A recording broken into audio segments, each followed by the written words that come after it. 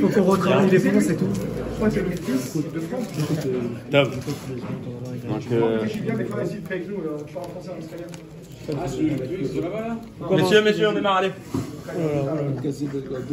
Il est stressé.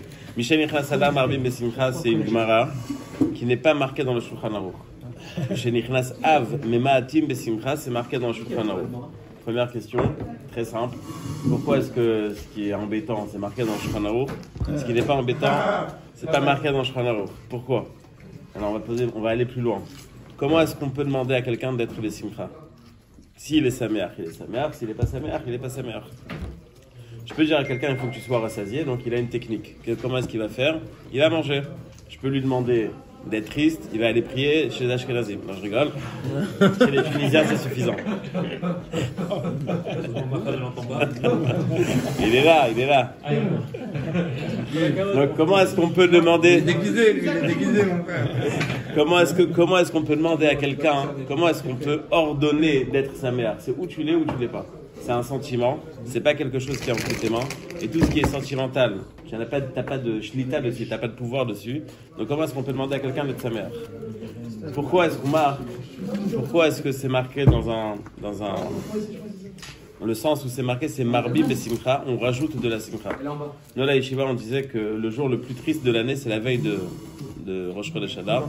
Le jour le plus samer, c'est la veille de Tisha B'Av. Pourquoi? Michel Nichnasav, Marbi Besimcha, on rajoute, jusqu'à qu'on arrive à Rosh Chodesh Av. Là, maintenant, il faut être Memaet. Donc, à partir de Rosh Chodesh Av, on commence à descendre. Mais quand est-ce que c'était le moment le plus samer?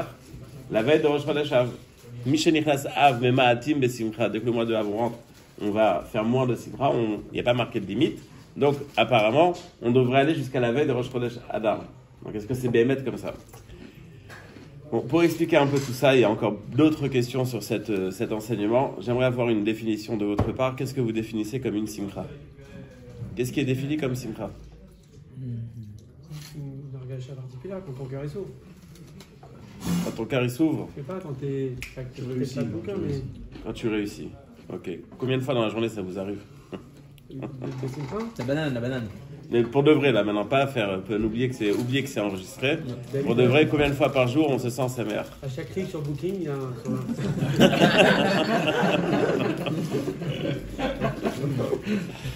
Ok, donc il y a la simcha de gagner de l'argent, mais est-ce que c'est une simcha ou est-ce que c'est simplement une satisfaction? Est-ce qu'on peut définir ça comme une simcha? Et est-ce qu'une simcha qui s'arrête toutes les 2 minutes, toutes les 3 minutes, est-ce que c'est vraiment une simcha? Alors c'est quoi? Qu'est-ce que c'est être sa mère? Qu'est-ce que c'est être sa mère? Et comment est-ce qu'on arrive à ça? D'abord, il faut le définir, parce que ça fait au moins, la moyenne d'âge ici, c'est 40-50 ans, on va dire, donc ça fait 50 ans qu'on recherche ça, et je sais pas si... Non, j'ai dit la moyenne. Jaman, il a fait baisser. Et donc, ça fait quand même un bout de temps qu'on cherche, il faudrait savoir qu'est-ce qu'on cherche. Non, la question, c'est que c'est passager ou pas, en fait. C'est quoi? Qu'est-ce que c'est la simcha? Je veux savoir c'est quoi la simcha. C'est chanter, c'est danser, c'est sauter dans la rue, c'est quoi? C'est quoi être sa mère? C'est se bourrer, c'est quoi? Faut qu'elle soit appétite. Ça, on est tous d'accord. Mais justement, c'est quoi le émettre de la simcha? Sourire. Et surtout, comment est-ce qu'on arrive? Sourire, ça peut être extérieur. Sourire, ça peut être extérieur. Intérieurement, est-ce que t'es sa mère? Non.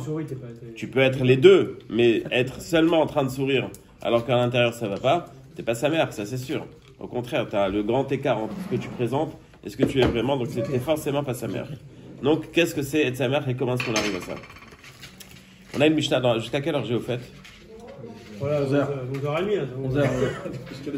C'est Roche-Rodèche. Top. Il est 11h moins quart, mais je vais aller rapidement parce qu'on a du travail à faire. Je vais y aller rapidement. Alors, on me dit quoi? 10h30? 10h30 max. 10h30 c'est long. Quand tu veux. C'est en préparation en plus, c'est bon. On est beaucoup, Top. le backup, on est beaucoup. Ok. Donc qu'est-ce que c'est la simcha? Bon Archov, venez on essaie de développer ensemble. Ezeu Ashir, Asameach Vechelko. Qui est-ce qui est défini comme quelqu'un de riche, quelqu'un qui se suffit de ce qu'il a? J'aimerais dire Chazak. C'est utopique. Se suffire de ce qu'on a, si on se suffisait de ce qu'on avait, déjà toute la vie commerciale du monde entier se serait arrêtée. On serait resté en France peut-être, mais je sais pas, c'est-à-dire les biens en tous les cas, par rapport à ce que tu as par rapport à tes biens matériels, bon, si tu te suffis de peu, donc on n'aurait jamais avancé. Donc Et même si c'était ça la définition de Hachir et donc de Saméach, mais comment est-ce qu'on arrive à ça? C'est-à-dire Chachamim ils nous disent tu veux être Hachir, ben sois content de ce que tu as. Ok, et comment je fais pour être content de ce que j'ai? Comment c'est possible de définir, de se suffire de ce qu'on a? On veut toujours plus, on n'est jamais satisfait.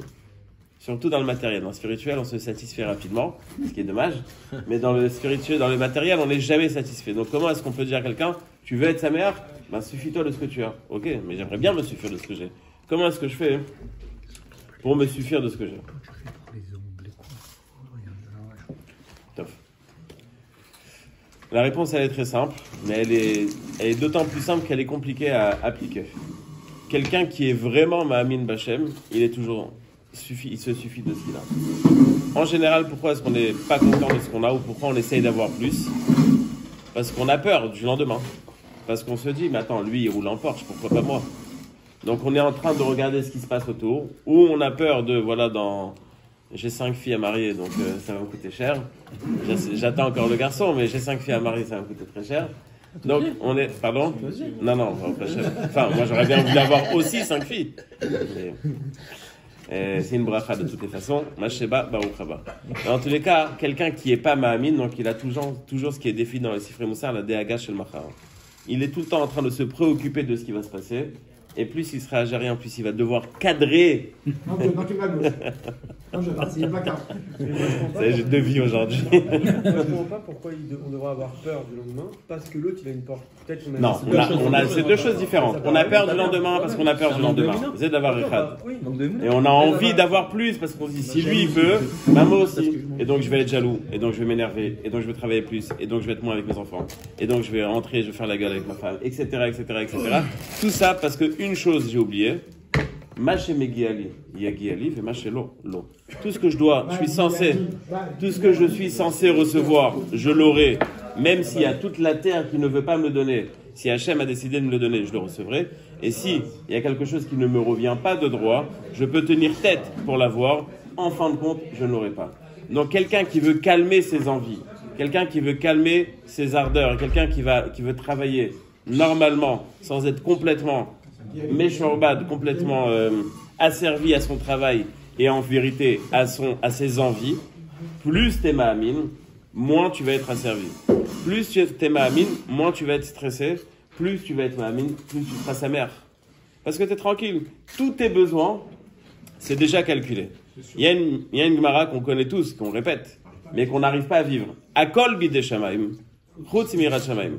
Donc toute ta vie, quand tu vas te marier, combien d'enfants tu vas avoir, quelle santé tu vas avoir, comment est-ce que ça va se passer, comment ça va se passer dans ta famille, Akol bidei shamayim. Il y a une chose qui est entre tes mains, c'est ta yirat shamayim. Or, sur 24 heures de la journée, il y a 23h30, on s'occupe des autres choses, et une demi-heure, on s'occupe de la yirat shamayim. J'exagère, bien sûr. Même pas. Alors, il est encore pire que moi. Non, quand on prie, on s'occupe de la yirat shamayim. Quand on travaille sur la Emouna, maintenant. Quand on travaille sur la Emouna, maintenant. Ok? Tu fais mes 7 Égérines. Entre autres, mais pas seulement ça, c'est ce que je vais essayer de développer. Tu peux apprendre une session 10 fois, 100 fois, si tu fais tes repas, ça rentre pas dans ton cœur. Ok. Donc on a toute une vie pour réussir à l'intégrer. Toute la vie, on s'est fait le travail d'une vie, c'est pour l'intégrer. On a une Gemara qui nous dit qu'il y a 613 mitzvot. Il y a David qui a dit qu'on peut les concentrer à 13, 11, 6. Hatsheba Chabakou qui a dit on peut la concentrer autour d'une mitzvah, tzadik be'emunato yichye. Et pas en mode Tel Aviv Gosho, ish be'emunato yichye. Et donc chacun fait sa vie. Tzadik be'emunato yichye. C'est-à-dire que ta vie, elle va graviter autour de ta emuna. Donc, ce inyan de Akol bidei shamayim chutz mirat shamayim, il faut réussir à le vivre. Si on était convaincu de ce qu'on dit à Kol bidei shamayim chutz mirat shamayim, pourquoi est-ce que je vais essayer de travailler plus dur? Pourquoi est-ce que je vais rester plus de temps au bureau? Pourquoi est-ce que je vais prendre sur le compte de mes enfants ou de ma femme ou de mon temps d'études? Parce que je pense que si je vais encore investir, je vais ouvrir une nouvelle société ou autre chose, je vais gagner plus. À Kol bidei shamayim chutz mirat shamayim. Si tu as du temps en plus, si tu as du temps. Tu vois les statistiques, c'est ça ce qui Pas forcément, c'est pas vrai. C'est ça qui fait que. C'est pas, Si c'est un pas, mec c'est il pas est faux. il se plaît au travail. Pardon? Si quelqu'un il se plaît, il se plaît au travail. C'est encore pire, le pauvre. Sauf C'est-à-dire, il se plaît, Il il se plaît de son Il esclavage. y a un mec qui est bien chez lui, un mec qui se plaît au travail. Il peut avoir les deux. Pourquoi Je parle pas, mais je parle d'une troisième chose, moi. Je parle d'investir dans ces Yerat Shamayim. Donc, t'as pas besoin c'est pas par rapport à ce que tu plais ou tu plais pas au travail, ou tu t'arranges ou tu t'arranges pas avec ta femme. Le Ikar, c'est pas ça. Le Ikar, c'est Yerat Shamayim. Tout doit graviter autour. Donc, on fait déjà une parallèle très simple. Le premier trait d'union, c'est Emouna est égal Simcha. Plus t'es Ma'amin, plus t'es sa mère. Comment est-ce qu'on arrive à la Simcha? À partir du moment où on est Ma'amin, on est sa mère, parce qu'on n'a plus aucun souci. Qu'est-ce qui nous empêche d'être sa mère? Un enfant de 2 ans, naturellement, il est sa mère. Quand est-ce qu'il est plus sa mère? Il est juste avant son bac. Là, il stresse. Dès qu'il commence à avoir des soucis, il commence à avoir un problème. Il y a un problème, alors on s'attriste. Quelqu'un qui est Ma'amin, il n'y a plus de problème. Il n'y a plus de problème, on revient au stade naturel, on est sa mère. Donc la simcha, elle est intérieure. On cherche à être sa mère, on veut être sa mère, on veut s'amuser. Enfin, à part les Ashkenazim, mais en général. En général, on veut être sa mère. Ok? J'avais dit une fois à un voisin Ashkenaz francophone, je lui ai dit que où est-ce que les Ashkenazim ils gardent leur comprimé. Je lui ai dit près du cœur. Il m'a dit pourquoi près du cœur? J'ai dit parce qu'il y a marqué sur la notice, il faut un endroit froid et sec. Donc, près du cœur. Il me sort de sa poche, il me dit oh, regarde, il avait ses comprimés qui étaient près du cœur.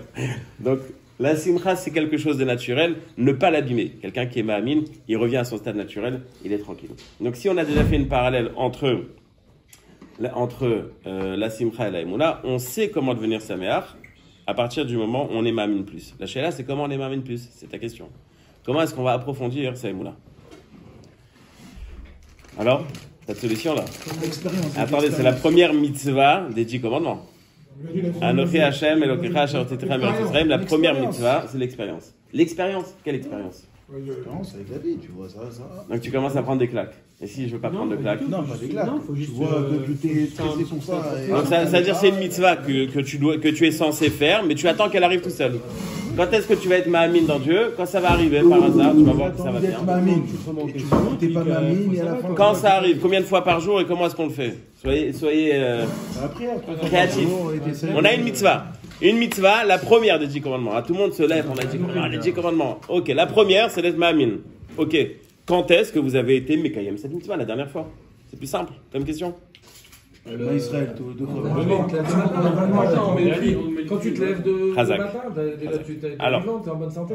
Et là, à ce moment-là, t'es ma'amin. Ouais. Il y a 8 milliards de gens, enfin 7 milliards et demi maintenant à la vitesse où ça va en Chine, mais il y a 8 milliards de gens sur Terre qui se lèvent tous les matins, ils sont tous ma'amin parce qu'ils se lèvent. Non, j'ai pas dit ça. J'ai prendre conscience que je me suis levé en bonne santé. Ça t'arrive combien de fois par jour, ça, de prendre conscience? Lui, il fait beaucoup de siestes, ça pourrait lui arriver. Déjà, moi je parle du matin, taille, ça hein. commence le matin, mais Ok, mais tout ce que vous dites c'est vrai, mais il faut rien que le mettre en pratique. Anochi Hashem. Où tu vas en Le Kriyat Shema. Où je vais en venir? Bien sûr, où je vais en venir. Comment est-ce qu'on est ma'amin? Je vais poser une question. pourquoi c'est que Ça, c'est sûr qu'il est ma'amin, lui. Mais non, c'est pas. Mais c'est pas seulement ça. Ouais, je suis d'accord avec Roland. Parce qu'il peut utiliser la Torah. Attendez, je remarque la situation. Tu m'as dit quelque chose pour me dire de ne pas être en désaccord. Ok, Azov. Zéro. T'as raison. Non, Zéro, alors t'as raison. Non, parce que quand je regarde David Ameller, quand je regarde tous les gars, ils ont eu des épreuves, c'est des épreuves qui leur ont fait vraiment des Yishgdolim, des vrais Bnei Emouna. Et quelqu'un qui étudie toute la journée, il n'a pas d'épreuve. On n'a pas dit ça. On a dit est-ce que le. Et moi, je peux te dire que oui. Mais c'est pas la question qu'on t'a posée là. La question était. Non, bien sûr.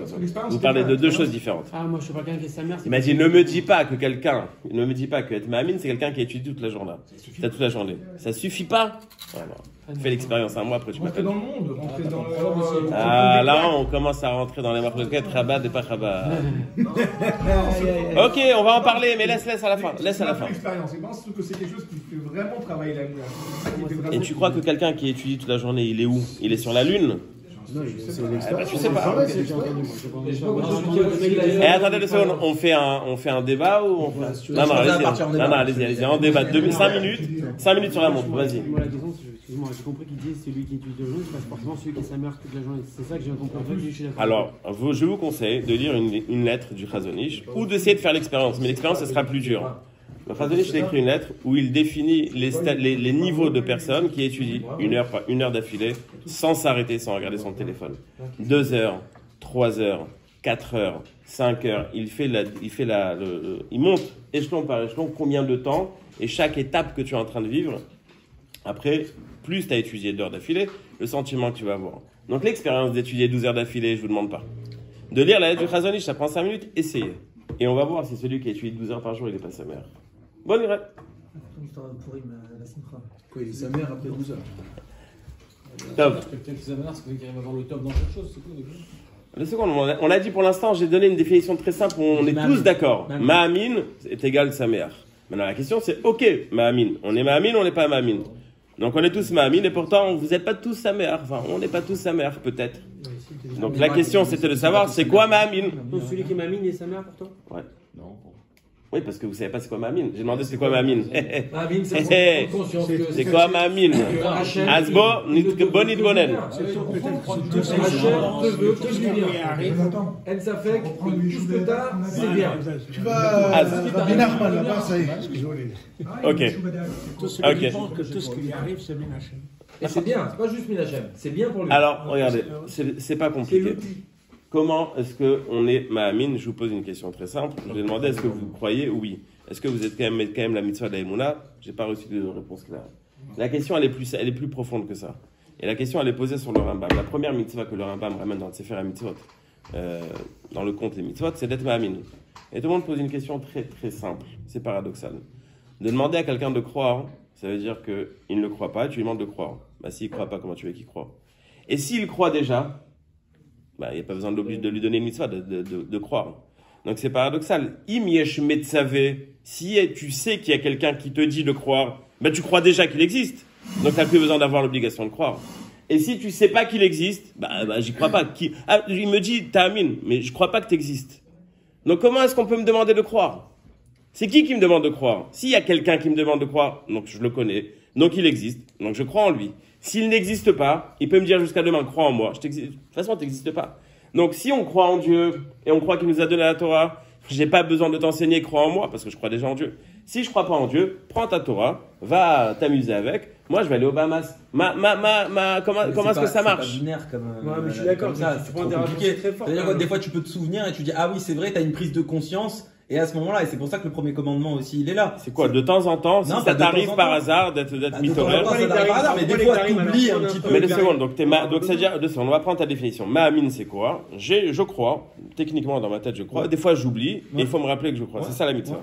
C'est comme si on te dit les tefilines, c'est quand tu t'en rappelles. Non, je pense quand que tu des t'en fois, rappelles. un petit- Le Shabbat, c'est pas mal si ça pour passe. te rapprocher un petit peu. Si je prends ton raisonnement, pourquoi il y a Ouais. des darim dans tous les sens? Pourquoi on met des darim dans tous les sens pour ne pas qu'on aille? Dans ce cas, j'ai pas besoin, je suis Ma'amin toute la journée, du matin jusqu'au soir. Quoi qu'il arrive, le juif, il ne faudra pas parce qu'il sait d'où il va, où il J'ai pas compris la question. est. Je suis en train de me dire que. Ah, c'est bon, il va s'expliquer, il n'a pas besoin d'avocat.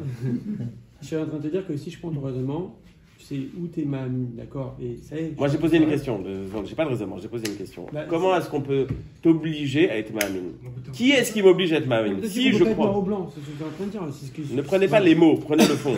Qu'est-ce que c'est obliger quelqu'un à être Ma'amin? Ça veut dire quoi, l'obliger à être Ma'amin? Ça veut dire qu'il y a Dieu qui te dit, attends 2 secondes, mais tu me demandes de croire en Dieu. Moi, je crois pas en Dieu. Je crois pas en Dieu. Il faut croire en Dieu qui a créé le monde et pas en la pratique. C'est la plupart Ah, c'est un coup.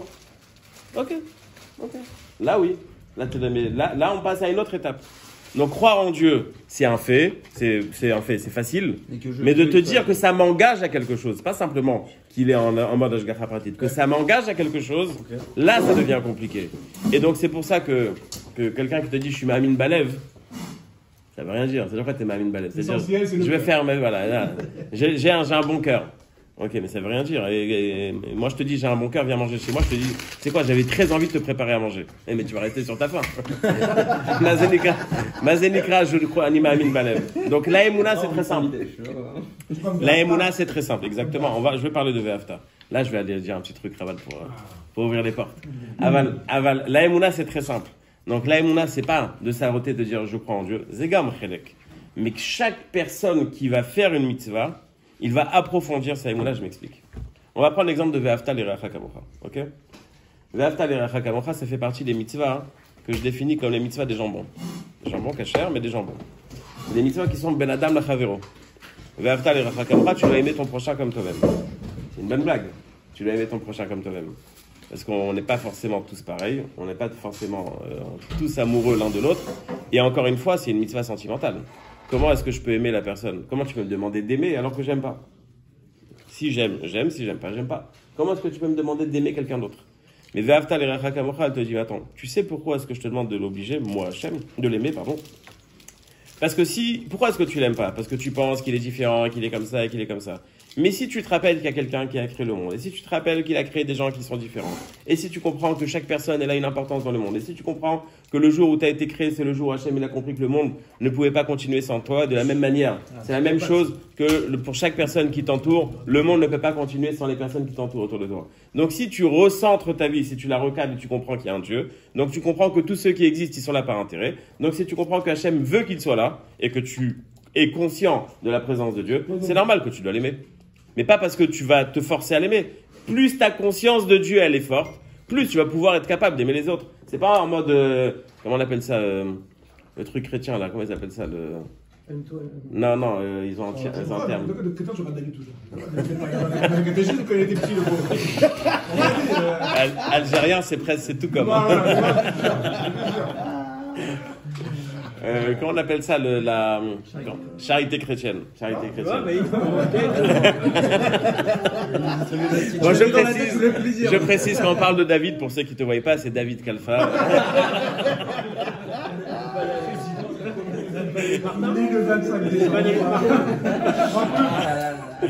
Donc, on n'est pas en train de créer une mitzvah sociale. On n'est pas en train d'établir une mitzvah sociale parce que plus on va s'aimer, plus ça va être agréable de vivre ensemble. Parce qu'à partir du moment où on crée une mitzvah sociale, c'est par intérêt, et donc c'est pas vraiment aimer. On te dit, si tu aimes Dieu, tu arriveras à aimer ton prochain comme toi-même. Et ainsi de suite pour toutes les mitzvot sociales. Apparemment, ces mitzvot que je définis comme les mitzvot des jambons. Pourquoi les jambons? Les jambons cachers, bien sûr, mais pourquoi les jambons? On a l'impression que ça va nous faire avancer à devenir meilleurs. On a parlé la semaine dernière de l'interdit de prêter de l'argent avec intérêt. Imagine, tu as besoin d'argent, tu as un copain qui te prête de 200 000 euros sur 50 ans à 0,01%. Elle est belle l'histoire. Mais sauf qu'il a transgressé un interdit. Pourquoi il a transgressé pas un interdit, 6 interdits de prêter béribit, de prêter avec intérêt? Pourquoi est-ce que c'est assourd? Tout simplement parce que tu n'as pas compris. L'interdit de prêter ribit, c'est pas simplement parce que tu es en train de bouffer la personne qui est en face de toi. C'est parce qu'il y a un sens bien plus profond que ça. Cet argent que tu as reçu, c'est moi Hachem qui te l'a donné. Et si c'est moi Hachem qui te l'a donné, il a un but bien précis. Et le but que j'ai donné à cet argent, c'est que tu puisses aider les gens autour de toi. Donc tu peux leur prêter, mais sans intérêt. Donc quand je ne prête pas de l'argent avec intérêt, qu'est-ce que je suis en train de faire? Je suis en train de dire Anima Amin Bachem. Donc je vais approfondir ma perception de Dieu. Donc dans chaque mitzvah qui est Ben Adam la Chavero, les mitzvahs des jambons, chaque mitzvah comme ça, je peux l'expliquer de cette manière. Plus ma perception de Dieu, elle va être existante, elle va pas être, bon, Dieu il existe, mais bon, qu'il nous casse pas les pieds. Non, il existe dans ma vie de tous les jours, et je suis conscient de sa présence. Donc, à travers cette perception de Hachem, je vais réussir à être les mitzvot. Donc, chaque mitzvah que je suis en train de faire, je suis en train d'approfondir la mitzvah de Emouna. Donc, chaque mitzvah qu'on est en train de faire, comme certains ont le minac de dire les Shem écoute, qu'est-ce qu'ils sont en train de dire? Je le fais pour Hachem. Ça veut dire quoi pour Hachem? Je le fais pas pour lui. Je le fais pour mieux comprendre que Hachem existe. Donc, chaque mitzvah que je suis en train de faire, j'approfondis ma Emouna. Et comme l'a dit David, c'est pas simplement ça. Emouna, c'est sa Hashgacha pratit. Si je croyais que Dieu existait, ok, il existe. Mais pourquoi est-ce que moi, aujourd'hui, je dois faire attention que dans la même assiette, il n'y ait pas du bassar bechalav? Pourquoi est-ce que ça l'intéresse? Il n'est pas là, il est là-haut. Non, il est dans mon assiette aussi. Donc, dans chaque mitzvah, je suis en train de dire, il n'a pas simplement à créer un monde, il est intéressé par chaque chose qu'on est en train de faire. Donc, ça nous engage un peu plus à faire les mitzvot. Donc, chacun qui va approfondir ces mitzvot, il est plus ma'amin. Ça, c'est les mitzvot des jambons. Il y a d'autres mitzvot. Les mitzvot, par exemple, les midot. On va prendre les midot. De ne pas s'énerver. Ok? Pour un Marocain. Double d'effort. Pourquoi est-ce que la mitzvah, l'interdit de s'énerver, c'est très grave de s'énerver? En quel rapport avec la Emouna? Parce que si Béhémet est Ma'amin, pourquoi tu t'énerves? Ce qui t'est arrivé devait t'arriver. Alors pourquoi tu t'énerves? Donc quelqu'un qui va devoir travailler ses midot et qui va réussir à travailler ses midot, la route qu'il doit prendre, c'est se dire, attends, si ça m'arrive, c'est qu'Hachem il voulait. Non, pourquoi est-ce que je vais m'énerver? J'ai un copain qui devait faire une bar mitzvah. Il m'a raconté un truc de fou, j'ai apprécié. Il arrive dans la salle, rien. Il n'y a rien qui est prêt dans la salle. Ça fait de jour. Il appelle le traiteur il dit, mais c'est demain. Il dit, comment ça c'est demain? C'est moi qui fais la bar mitzvah, c'est toi. Je sais très bien ce qu'est la bar mitzvah. Mon fils, c'est ce soir. Et non, il est 7h ou 7h30 du soir, la salle n'est pas prête, le repas n'est pas prêt. Il m'a dit, j'avais deux solutions sur place. Ou de rentrer dans une colère folle, ou essayer de me calmer. J'ai dit à mes enfants, regardez, bon, vous voyez l'état de la salle, il y a de la place. Venez, on profite, venez, on danse. Venez, on profite, venez, on danse. Il m'a dit, on a commencé à danser. Voilà, on a passé en troisième vie. On a commencé à danser. Et je sais pas comment le traiteur il a réussi à faire. En 1h30, tout était prêt, tout s'est bien passé. Ouais, tout était, je sais pas, prêt. Je sais pas comment c'était prêt. Mais... Il a fait la viande chez LM, tout voilà. Voilà. Donc il s'est arrangé. Donc si t'es Mahamine, donc il n'y a pas de raison de s'énerver. Si t'es Mahamine, il n'y a pas de raison d'être jaloux. Quelqu'un qui a, tu sors le matin. Tu sors le matin de la prière, tu sors de la choule, tu rentres dans ta voiture, tu n'arrives pas à la démarrer, et tu vois l'autre, il sort avec son 4x4 tout neuf. Mais pourquoi lui et pas moi? Mais si t'es Mahamine, ok, t'es Mahamine. Et ainsi de suite, n'importe quel mida, n'importe quel trait de caractère, on te demande de t'améliorer, plus t'es Mahamine, plus tu vas réussir à le transformer, moins t'es Mahamine, moins tu vas réussir à le transformer. Maintenant, il y a les mitzvot, il y a les autres mitzvot, pas celles des jambons, celles des camemberts. Qu'est-ce qu'il y a? J'ai quelque chose. C'est quoi les mitzvot des camemberts? Je donne un exemple. En termes du travail pour lui. Jambon, ballon. La prière. Tous les jours, on te demande de prier. Quel intérêt? Quel intérêt de prier? Si Hachem, il sait ce que j'ai besoin et que je crois en lui et qu'il sait ce que j'ai besoin, j'ai pas besoin de prier. Et si Hachem, il veut pas m'écouter parce qu'il pense j'ai un problème dans la vie, il m'a puni, à quoi ça sert de prier? Donc ça veut dire quoi prier tous les jours? T'es en train de convaincre qui? T'es pas en train de faire une vente là, dans la campagne. T'es en train de faire un truc comme il faut. T'es en train de parler avec Hachem. Il est au courant de tout, il connaît tes besoins, il connaît tous tes arguments, et pourtant, il a décidé de ne pas te donner. Donc à quoi ça sert de prier? Mais prier, c'est pas parce que tu vas le convaincre. Prier, le passant est demandé. Et qu'est-ce qu'on lui dit? Dialoguer, prendre conscience. C'est à ça que je vais arriver. C'est à ça que je vais arriver. Donc, à travers la prière et à travers nos problèmes, on va réussir à se rapprocher de Hachem. Ceux qui ont eu des enfants avec des problèmes et d'autres enfants sans problème, sur du long terme, ils sont plus attachés avec leurs enfants à problème que leurs enfants qui n'ont pas eu de problème. Pourquoi? Parce qu'ils ont dû s'investir plus. Et plus tu t'investis, plus ton contact il est fort. Plus tu vas parler avec Hachem, et espérons jamais dans un problème, mais même assurer une vie normale, si tu prends conscience que ta vie normale de tous les jours, qui Baruch Hashem, tout va bien, et ben Baruch Hashem, tu l'as dit, et ben il faut continuer à dire Hachem, fais que ça continue comme ça. Magnifique, tout va bien. Donc ne pas dire, bon, c'est un automatisme, bon, ça c'est un acquis, maintenant Hachem, viens, on passe aux choses sérieuses. Non, c'est pas un acquis. Donc chaque chose que j'ai dans ma vie de tous les jours, je dois continuer à prier. Donc c'est quelque chose, à travers la prière, encore une fois, prise de conscience de notre proximité avec Hachem. Pourquoi est-ce que j'appelle ça un camembert? Parce que vous connaissez tous le fameux camembert, caprice des dieux. Donc c'est un caprice d'Hachem de nous demander de nous rapprocher d'Hachem. Donc on a toutes les mitzvot en vérité qui tournent autour d'une chose. Tzadik be'emunato yichyeh. Donc si on demande à quelqu'un comment est-ce que tu vas être saméach, il dit bah emuna. Et comment est-ce que tu vas être mahamine? Ah bah c'est très simple, mitzvot. Plus je vais faire les mitzvot et mieux je vais les faire. Pas simplement je dis bon, je fais Shabbat, ça va, détente. Non, je fais Shabbat comme Hachem m'a demandé. Parce que si je suis convaincu qu'Hachem m'a donné, avec des définitions, avec des halachot, avec des gdarim très clairs, si je le fais exactement comme il veut, là c'est bien. Si je le fais pas comme il veut, c'est-à-dire je fais mon Shabbat à ma sauce. C'est comme si ta femme elle te dit pour Pessah, je veux que tu m'achètes, je sais pas, un truc, un bijou, ce bijou-là. Et tu l'achètes, celui qui ressemble. On se revoit après Pessah.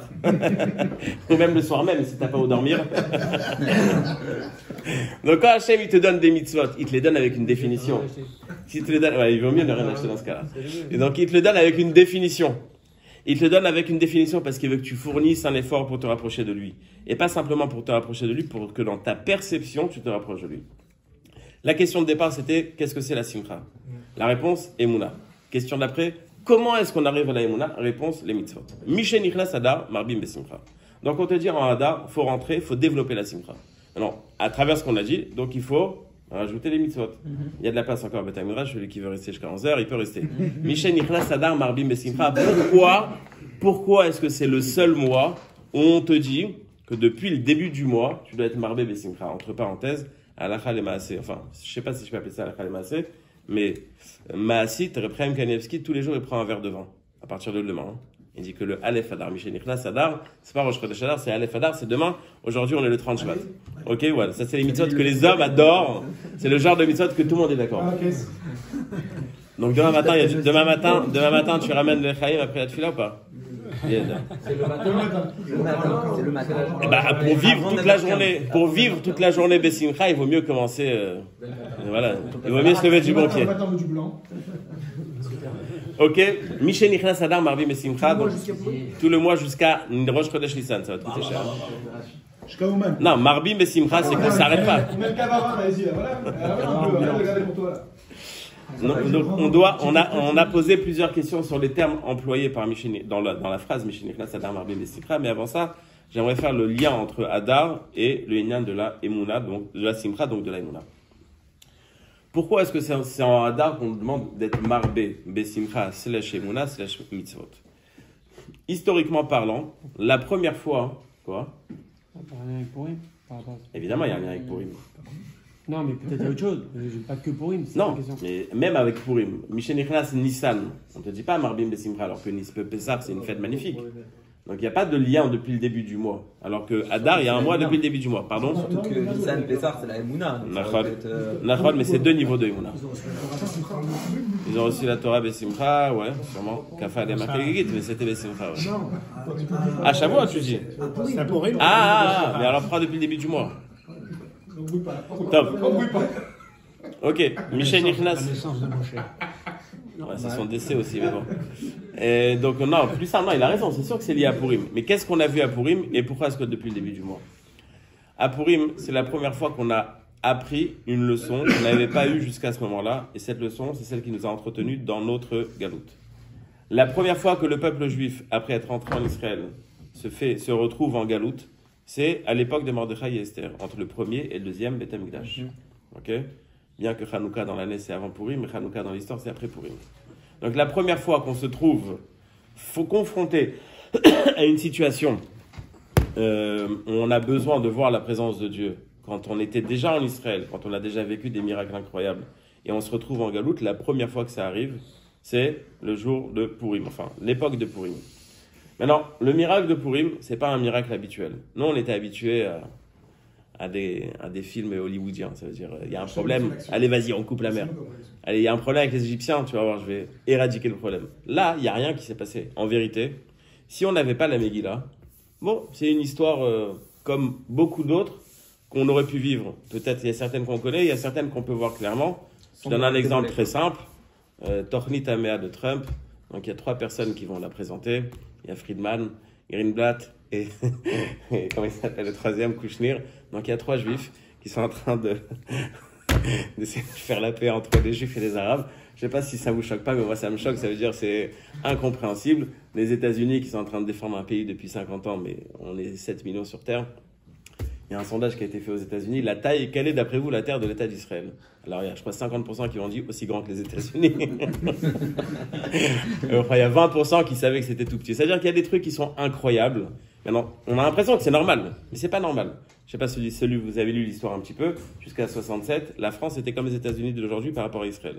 C'est-à-dire que la France était vraiment le pays qui était pour Israël. Et puis, ils se sont bien retournés.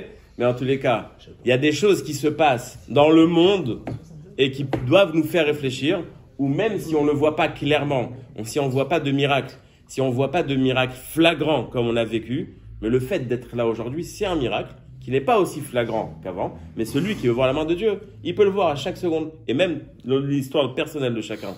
Vous avez tous vécu en France, aujourd'hui vous êtes là, au prochain tout va bien, une communauté, tout se passe bien. C'est facile, c'est donné à tout le monde. Non, la preuve, il y en a encore beaucoup qui sont là-bas.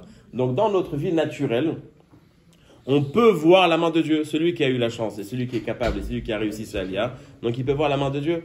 Okay? Donc, qu'est-ce qu'on a vu l'histoire de Purim? L'histoire de Purim, un roi a tué sa femme. Il prend une femme, pour la petite histoire, d'après ce qui est marqué dans la Gemara. C'est comme s'il s'était marié avec la femme de Reprem Kanievski. Elle est vieille, c'est la femme du Gdalador. Personne ne comprend ce qui se passe. Pendant 5 ans, elle est mariée avec Achashverosh. Pendant 5 ans, elle est mariée avec Achashverosh. Et personne ne comprend. Elle est belle. Il y a marqué Kuchel Chesed. Elle plaisait aux yeux des gens. Donc elle peut être moche, mais elle plaisait. Avec du Je charme. vais pas dire une blague. Avec du charme. Elle avait, voilà, elle était, c'est comme quand tu vérifies sur quelqu'un, comment elle est jolie, elle est gentille. Ok. T'es vieille, Esther, ça? Ouais, ouais. Et vert, bonne minute. Verte, c'est blonde, hein, mais bon, dans la Gemara, c'est Yarok, c'est Tsaov. L'homme est Chanel, on fera cette Gemara une autre fois. En tous les cas, donc on a une femme qui est prise et personne n'est au courant. Et au moment où au moment où Haman décide de tuer Mordechai, c'est au moment où Achashverosh décide de tuer Haman. C'est-à-dire que on a un concours de circonstances, le mot vraiment français, concours de circonstances, c'est arrivé par hasard. Si on n'avait pas la Megillah, on aurait pu croire ça. Et les termes utilisés dans Megillat Esther, Megillah c'est les galotes, c'est dévoiler, Esther c'est le nistar. Dévoiler ce qui est secret. Dévoiler dans l'histoire naturelle des choses, regardez la main d'Hachem. Et tout ce qu'on raconte dans la Megillah, et celui qui veut, et je le dis tous les ans, ça fait 15 ans, celui qui veut kiffer la Megillah, je vous conseille de commencer aujourd'hui. Le Malbim sur la Megillah, sur chaque mot de la Megillah, il explique comment ça faisait, comment c'était miraculeux, comment c'était spécial. Ok, chaque mot de la Megillah, il expliquait, pas seulement le Malbim, mais le Malbim, Pachout, il explique en mode Paris Match. C'est très intéressant, c'est très facile à lire. Et ça nous fait comprendre, ça nous fait prendre conscience que chaque étape de la Megillah, elle était en fait miraculeuse. Donc qu'est-ce qu'on a fait dans la Megillah? On t'a fait un puzzle et on t'a mis toute l'histoire pour que tu prennes conscience. Que tu prennes conscience du miracle qu'on a vécu à ce moment-là.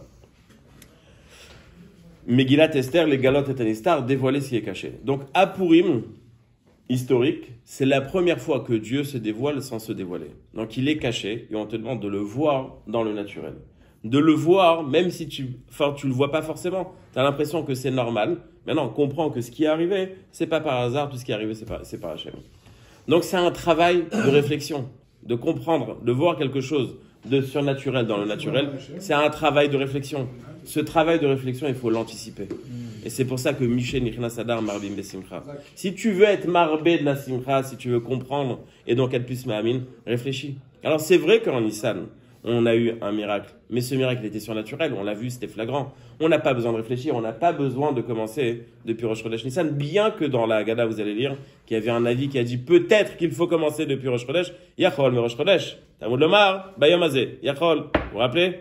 Ou à ce moment-là, vous êtes déjà bourré. En tous les cas, Yachol, on avait dans la Megillah, dans la Haggadah, quelqu'un qui disait peut-être qu'il faut commencer aussi à se préparer depuis Rosh Chodesh Nissan. Et la conclusion, c'est que non. Michel Nichnas Adar Marbim Besimcha. Donc, ça veut dire quoi, Marbim Besimcha? C'est un travail de réflexion. Un travail de réflexion pour avoir une perception plus profonde. Avoir une perception plus profonde, c'est approfondir dans ces mitzvot.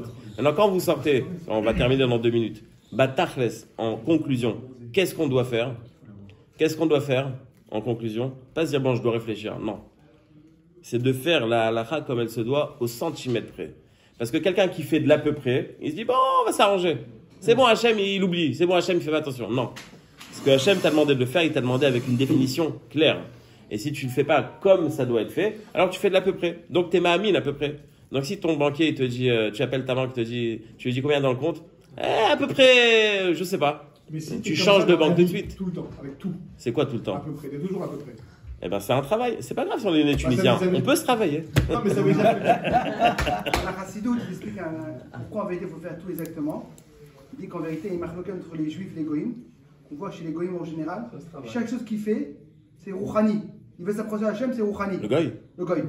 Rouhani? Le goy rouhani. Même un prêtre, il ne va pas se marier, il va faire les choses plutôt, les choses qui sont. Et les juifs, c'est le contraire. On fait tous les trucs gashmi. Et c'est quoi la Tana? Eux, ils disent qu'une chose rouhani, c'est plus proche à Hachem. On ne peut pas se rapprocher dans le gashmi. En gashmi. Et nous, le contraire. Parce qu'en vérité, même les choses qui sont rouhani et gashmi, pour Hachem, c'est rien du tout. C'est quoi l'importance? Parce que Dieu a demandé. Et quand une personne te demande, comme tu as dit, c'est exactement. C'est quand tu demandes une chose, si vous pas exactement. Si c'est pas défini, donc ça sert à rien. Donc Batachles Misheni Chassadah Marbim Besimcha. On est aujourd'hui Siman Reshvet Seifioud. Tu sais même pas où aller. Quoi? Quand tu vas à l'Akha, tu sais pas où aller. Tu prends un rave, Alors que ce soit Rabbi Matzliach ou Rabbi Ovadia, et tu vas lui d'après lui, tu prends pas la tête, et tu fais d'après lui. Mais commence par une halakha claire. Une halakha claire. Quelqu'un est parti voir le Chafetz Chaim, il lui a dit, j'ai pas le temps d'étudier. J'ai pas le temps d'étudier. Il lui a dit, est-ce que tu vas prier le matin? Il dit, oui, je veux prier le matin. Dans la route, tu as le temps d'étudier? Il dit, Rav, qu'est-ce que je vais étudier? Il dit, je vais te dire qu'est-ce que tu vas étudier. Tu vas dire comme ça. La halakha, c'est quoi? Le matin, quand on se lève, il faut faire un Netilat Yadayim. Halakha, Allez hop, t'as gagné le mitzvah. Le matin, quand on se lève, faire le tchat shadaim, c'est une halakha, c'est une halakha. Ça, c'est clair. Ce qui est clair, c'est clair. Non, mais est-ce qu'avec le récipient, sans le récipient, c'est 3. Mais pourquoi tu cherches Attends, deux secondes. Quand tu fais une vente, tu dis pas, le mec, il va me prendre la tête, comme ça, et comme ça. On va, c'est bon. Tu t'adaptes. Ok, bah, là aussi, ce que tu sais, tu fais. Ce que tu sais, tu sais. Ce que tu sais pas, tu apprends. Donc t'es en train de faire approximatif. Non. Ce que tu sais, tu fais. Ce que tu sais pas, tu apprends. Une halakha par jour. Je prends plus tout en euros. Yalla.